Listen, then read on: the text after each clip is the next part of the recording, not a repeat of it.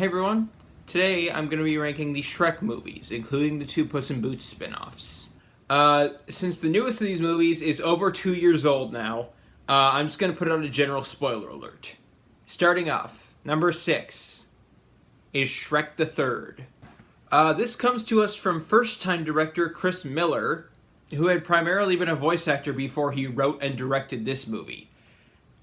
And it's not good. Okay, there is a trope in many movies where I told you this, or I only told you that, or I didn't tell you that in order to protect you. Either I lied to you to protect you, or I didn't tell you this thing to protect you. This is one of the few movies that does that correctly. Most movies get that wrong, where no, you would have been better off doing the right thing. But no, here it actually makes sense. And that's the one thing this movie does right. Besides the animation is really good.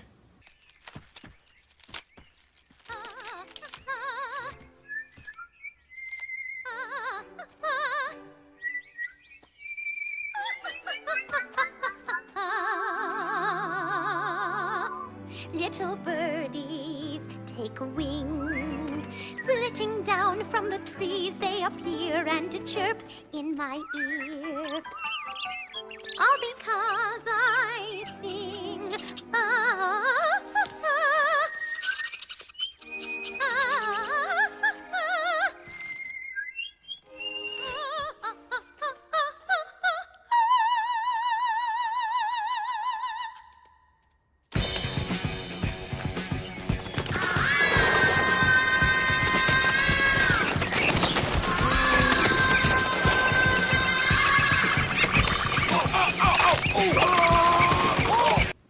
The rest of this movie is not good. The whole Sleeping Beauty being a narcoleptic, even if you're doing a twisted version of a fairy tale, that doesn't make sense because narcolepsy is like a body or mind disorder. I don't know exactly what it is, but it's just the sleeping thing that's the connection. She is put to sleep because of a curse, not because... Unless they're saying it's a side effect of the curse... Which, okay, that maybe makes sense, but I don't think they ever really make that clear. Here's the problem, is that this movie just doesn't have the charm of the first two. This movie has too many pop culture references and not enough actual jokes. And, well, that would be a trend going forward for lots of so-called comedy movies. The first two movies had their pop culture references, but there was a balance to it. It wasn't too much. This movie goes overboard on it, and it doesn't work. And the plot is easily the most forgettable of all of these movies. My score is 2 out of 5. Number 5 is Shrek Forever After. This one is a bit more memorable than Shrek the Third, but it also has my biggest complaint with the entire franchise. Shrek has never been the brightest bulb on the tree, but he's never been a complete idiot either. He's always been somewhere in the middle. This movie turns him into a complete idiot. It should have taken him 20 minutes of runtime, tops, to figure out that Warrior Fiona is not his Fiona.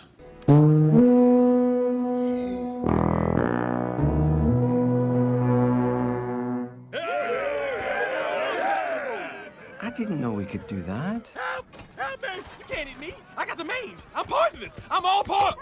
I'll take him. This order's to go. Hey! I haven't even removed his giblets yet! Trust me, you don't want to eat this one. I go down smooth, but I come out fighting! Let go. Make Your Mama man. dinner is my friend. I gotta get the giblets out! She's back.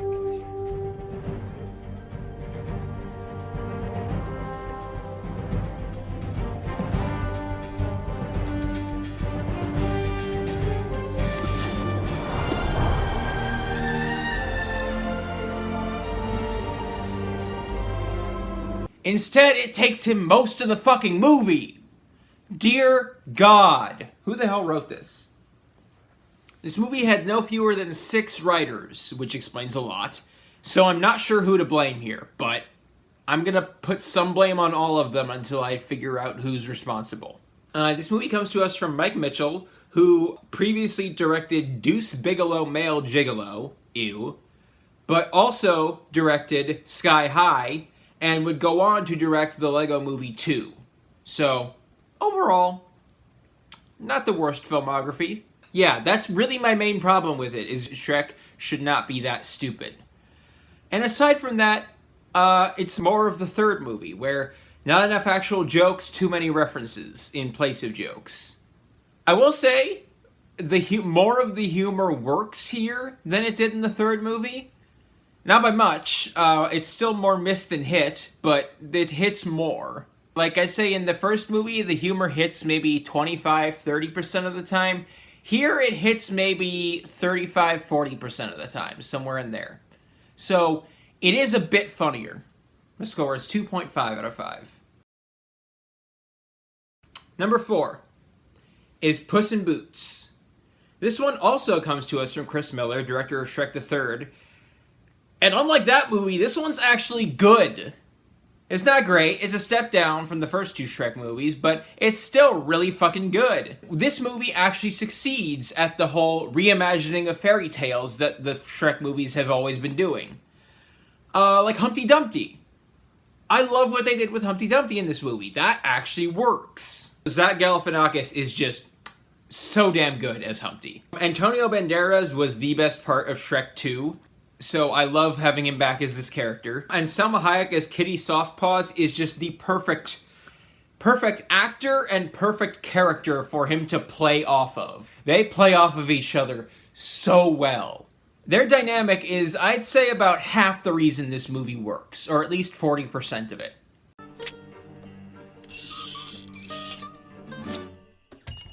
Couldn't hurt to have an extra shooter here in them bushes. Maybe I could too.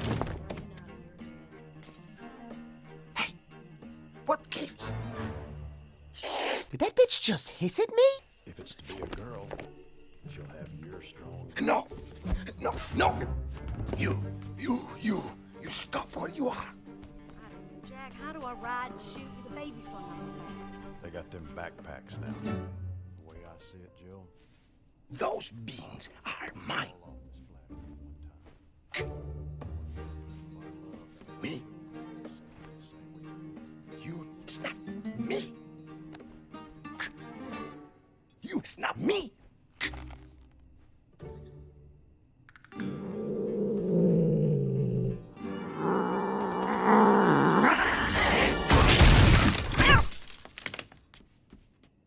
You looking for something? We also have Guillermo del Toro, of all people, in a minor role in this movie, and he's also pretty good for someone who's primarily a director. His acting is decent, actually, or at least his voice acting is. I don't know how good he is actually on screen, but his voice acting is decent. Chris Miller also has a couple of roles, including Frau Blucher. Sorry, Frau Miller. Sorry, Friar Miller. But no, here the humor actually works. There's actually a fairly substantial story here, aside from just a string of gags. And the jokes actually work, mostly. So there's that. My score is 3.5 out of 5. The next two movies are neck and fucking neck. I have long debated which of these I prefer, and I cannot decide. So in this case, I'm just going based on which one I've seen more recently. And so with that in mind, number 3 is the original Shrek. This is a great fucking movie. This is how you do subversive fairy tales. This is how you do it. There are so many good bits in this, and like, this movie, what this movie has is that this movie actually has heart. But it's not on your nose about it. It's not beating you over the head with it. In Shrek the Third, we have the Cyclops dad and his either full or half Cyclops daughter, I forget which one. And he just comes out and says, "Oh, thank God a monster like me is able to have something as beautiful as you." And it makes my head hurt from how hard they just hit me over the head with that. Here, there's actually a subtlety to it. The subtext is actually subtext, instead of having them just come right out and say it with no subtlety or ambiguity. And it works so well. And the misunderstanding that drives the heroes apart midway through the movie actually makes sense here. So many movies, they'll have the misunderstanding that drives the heroes apart is pulled out of their ass, or feels like it comes out of nowhere at least. Here it actually works, and it is in character for everybody, and I fucking love it. Probably the funniest joke in the whole movie, it's not any of the gross inflatable frog balloons, it's not, clean your hands, wash your face. It's not that. It's when Fiona pulls the arrow out of Shrek's ass, and he's making a whole big deal about it, and then she pulls it out, and he doesn't react right away. Because he's fine. And then he looks at her, and he goes, "Ow!" That is the funniest bit in this entire movie. And also, I love... It's never explained, and I'm glad. I love that Robin Hood is French for some reason. I like an honest fight and a saucy little maid. What he's basically saying is he likes to get paid. Oh, and an ogre in the bush got the lady by the tush. That's bad. That's bad. That's bad. That's bad. When the beauty's with the beast, it makes me awfully mad. He's really mad. Now I'll take my blade and ram it through your heart. Keep your eyes on me, boys, cause I'm about to start.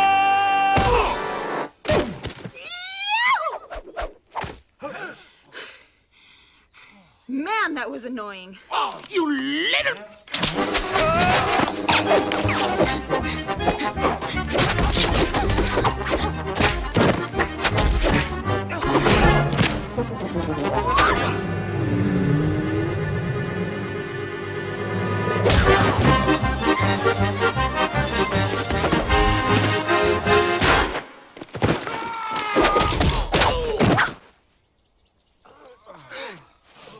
It just makes his inclusion funnier. I don't know why, it just does. My score is 4 out of 5. Number 2 is Shrek 2. I know I said that this movie is higher because I've seen it more recently, but also, it's also just because in my current opinion of them, this movie is just slightly better. Marginally better. Just enough to give it the edge. This movie takes everything the original does well, and does it just as well, if not better. Well, almost everything. The humor works, even when it's just characters being annoying, unlike in the sequels, because of the reactions, and also because it's not overdone, like Donkey being annoying in the cart ride on the way there. It's not funny on its own, it's funny because of Shrek and Fiona's reactions. One of O.J. Simpson's few good contributions to pop culture, with the joke about the Bronco on the freeway or whatever it was. Although it is always fun to rewatch The Naked Gun and just watch him get the shit beat out of him, but I digress, that's up for another time. And we also have what is probably the best joke in this entire franchise, when a fairy godmother is just losing it, I think at the king? Yeah, is like losing it at the king. And the king is scared shitless. Like, he thinks she's gonna fucking kill him. After I endured blistering winds, scorching desert, I climbed to the highest room in the tallest tower. Mummy can handle this. He endures blistering winds and scorching desert. He climbs to the highest bloody room of the tallest bloody tower. And what does he find? Some gender-confused wolf telling him that his princess If I could is already married. I mean, it wasn't my fault. He didn't get there in time. Stop the car! Harold, you force me to do something I really don't want to do. Where are we? And then they pull up next to a fucking drive-thru, and she's like, "There, are you happy? I'm ruining my diet." Where are we? Well, hi there. Welcome to Friar's Fat Boy. May I take your order? My diet is ruined. I hope you're happy. Okay. 2 Renaissance wraps, no mayo, chili rings. I'll have the medieval meal. Yeah, 1 medieval meal. And Harold, curly fries. No, thank you. Sourdough soft taco, then. What do you want? No, really, I'm fine. Your order, fairy godmother. And this comes with medieval meal. Here you are, dear. Bravo, writers, bravo. That gets me every fucking time. This movie has ultimately become just as iconic as the first one in terms of pop culture osmosis and zeitgeist and whatnot. Like, try listening to I Need a Hero without thinking of the giant gingerbread man. I wouldn't say it's impossible, but it's really hard if you unless you haven't seen this movie. And even if you haven't, it's kind of hard. It's the Final Destination 2 effect. This is how you do a sequel. Unlike Shrek the Third, this sequel does not require you to remember everything that happened in the first movie. It reminds you of the important stuff, and it allows the rest to just be. And I love it for that. My score is 4 out of 5. Finally, my number 1 is Puss in Boots: The Last Wish. Holy fucking shit. There was an 11-year gap between the last movie in the franchise and this one. 11 years. And they came back with a goddamn certified banger. Holy fucking shit. A, because it still has the irreverent humor and the occasional pop culture references that made the first 2 Shreks and the first Puss in Boots work. B, it still has the charm of those movies that Shrek 3 and 4 were lacking. C, the plot is actually good, the characters actually have development, and all of that ties together with the jokes, and it all works. And D, they actually explore shit like anxiety, and they do it well. Perrito is just the ugly little dog sidekick who wears the sock that his owners tried to drown him in, but is endlessly optimistic, and is always sees the best in people, and is a therapy dog. And so when Puss is having a panic attack, he just like puts his chin and his paws on his belly. I don't have... Okay, I guess I might have a little anxiety, but I don't have like panic attack levels of anxiety, thankfully.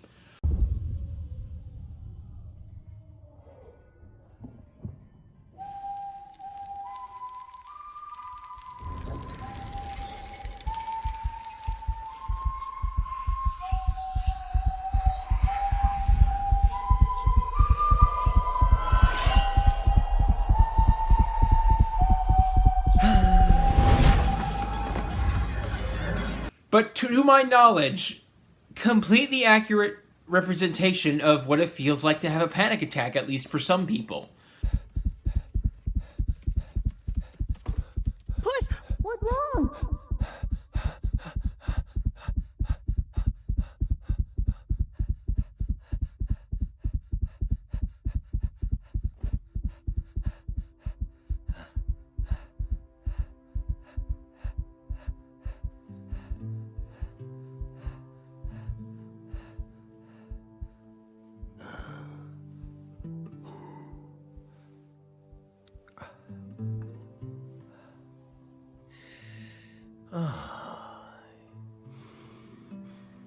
Thank you, Perrito. And speaking of which, the Big Bad Wolf. That is how you introduce a fucking villain. It's the Kratos method of introducing the villain. I forget the actual villain's name, but it's in the God of War game where he has a son, and then the new guy comes and threatens the son and kicks Kratos' ass. You start out by re-establishing Puss in Boots as this awesome badass. Hey, this is a party. Where's the music?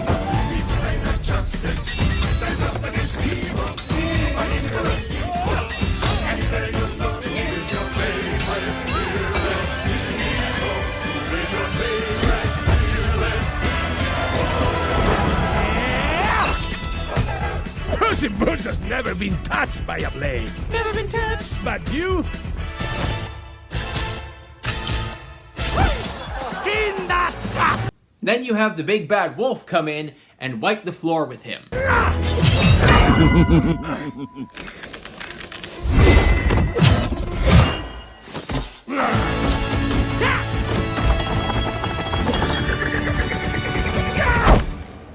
You're not living up to the legend, Gato.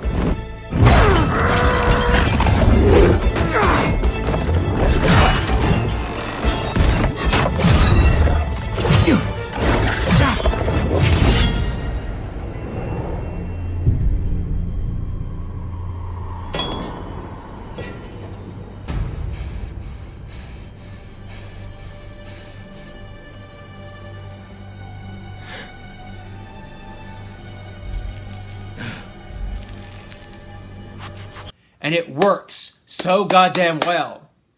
And speaking of twisting fairy tales, I love what they do with Goldilocks and the Three Bears. Not only because it's a good twist on their fairy tale, but because they're actual characters and not just gimmick machines, not just joke machines. They're actual characters who get their own development, even though they're just side characters. And also, John Mulaney as Jack Horner is just bravo.